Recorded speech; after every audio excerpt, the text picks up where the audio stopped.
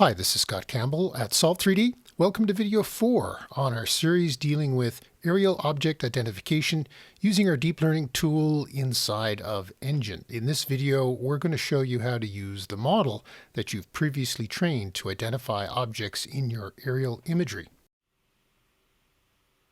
All right, Scott, so now we're going to run some detection or classification on a orthomosaic aerial image.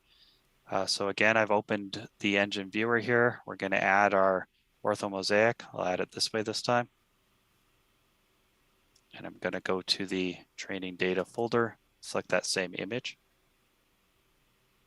And again, I'm going to set the projection by editing here and selecting UTM-12 and update. So just to recap, before we did the training just on this little area section at the top here, but let's try to find all of the cars and handicap spots in the entire image. So to do that, we go to Tools, Aerial Classification again. Again, this window pops up and we're going to focus on this Run Classification button. So we click that. Let's just briefly talk about this classification score.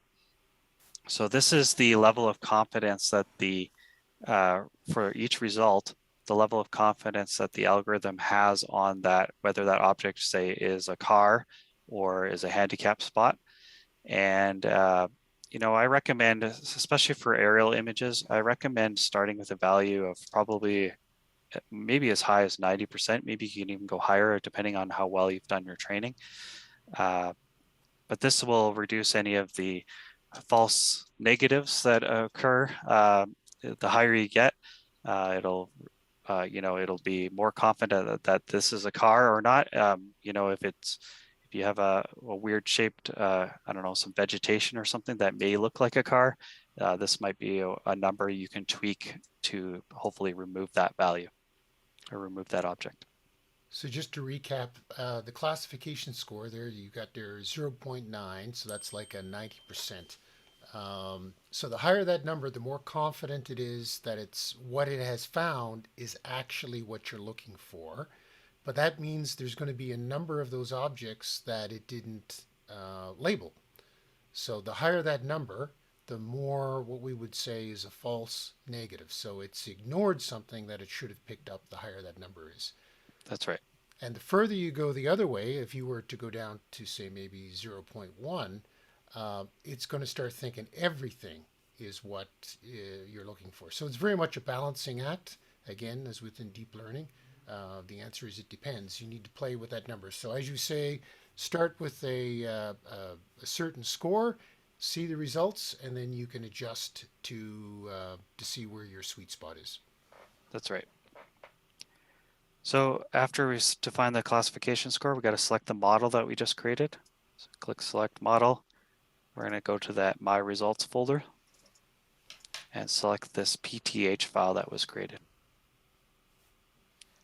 And then we simply hit Submit. So just like before, if you're using our model from scratch, or the very first time you're running this, you may get a download for some additional ML resources, but you just wait for those to finish.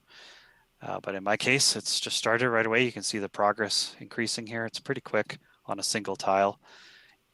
Again, you could have loaded, if you're doing this on your data later, you might have multiple tiles loaded. It will run the detection on all of the tiles that you have loaded into the viewer. So that's a really good point. You don't have to stick with just identifying objects in a single tile. You can load in maybe 1,000 tiles if that's what you wanted to do. For sure. So now it's finished. It's imported the results right back into the viewer here. So I have now 323 cars that it found, 9 handicap spots. So we'll just zoom in and look at a couple of these. You can see here's the cars kind of identified with that similar looking polygon like I have drawn earlier. Here's a handicap spot. So pretty good job at the results. You can see here, maybe this is a vehicle that it missed. And this is again to our point about the confidence. Maybe it wasn't very confident that this was a car, less than 90% confident, so it didn't include it. So that might be where you want to tweak some of those numbers. At this stage, you can always decide to do a couple things. Maybe you're happy with the results, you can export them and move on, which I'll show you in a second.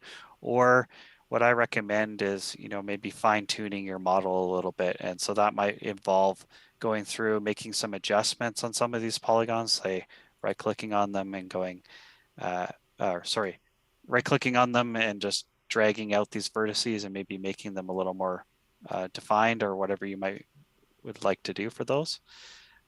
Additionally, maybe like for this one that it missed, I can always just hit add new label and start drawing a new label here and define that. So now that I've got those adjusted, I can always go run training again and maybe make a new model or add to my existing model. Or like I said, you can choose to export them. So to export your model, you can just, to export your results, you can just go to the Export Labels button here.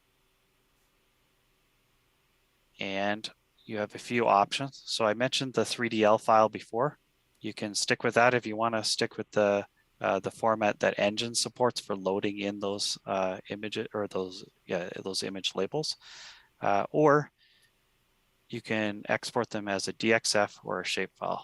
So in this case, just for fun, let's do a shapefile. Cars handicap.